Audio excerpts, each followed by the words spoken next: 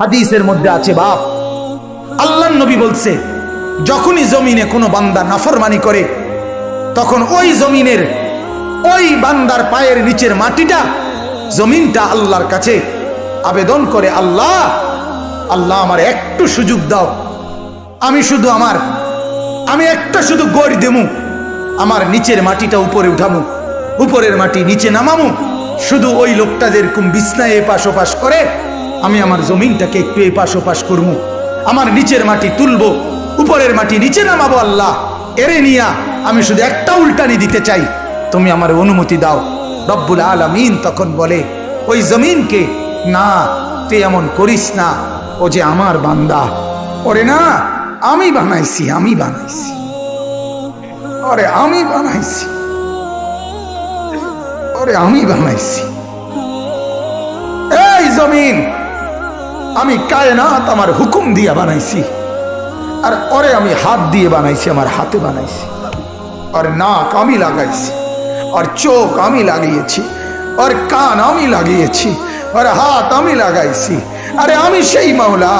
যে মাওলা কুন বললে ফায়াকুন, যে মাওলা ভ বললে হয়ে যায়। ওরে বানাইতে এভাবে করি নাই, 9 মাস ওরে আর মায়ের পেটে রাইখা আমি নিজের হাতে ড্রয়িং করছি, নিজের হাতে একবার নাক লাগাইয়া 100 বার দেখছি, ঠিক মতো হয়েছিনি, একবার চোখ লাগাইয়া কুঠিবার দেখছি, ঠিক মতো হয়েছিনি। এইভাবে 9 মাস আমি তারে যত্ন করে সাজিয়ে, সুম্মা আনশানাহু খালকান আখার, আমি তারে এক মানুষ বানিয়ে এরপরে মায়ের পেট থেকে আমি বের করেছি। যাকে আমি এত যত্ন করে বানাইছি রে, তারে এত অল্পতে কেমনে মেরে ফেলি? না তুই একটু ক্ষান্ত হ, দেখি না ও তওবা করে কিনা, ও ফিরে আসে কিনা, দেখি না। পাকিস্তানের হযরত মাওলানা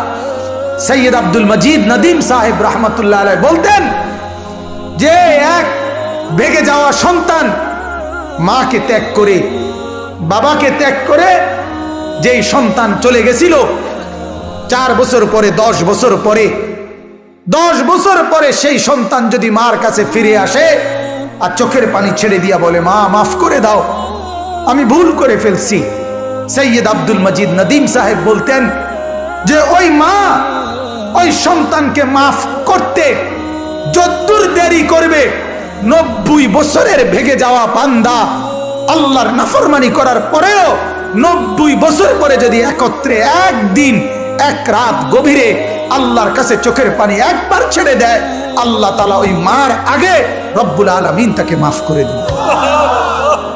এমন যিনি, তার নাম আল্লাহ। যুবক তুই তোকে চিনলি না, হায় হায়, তামসাটাকে জিন্দিগি মনে করলা।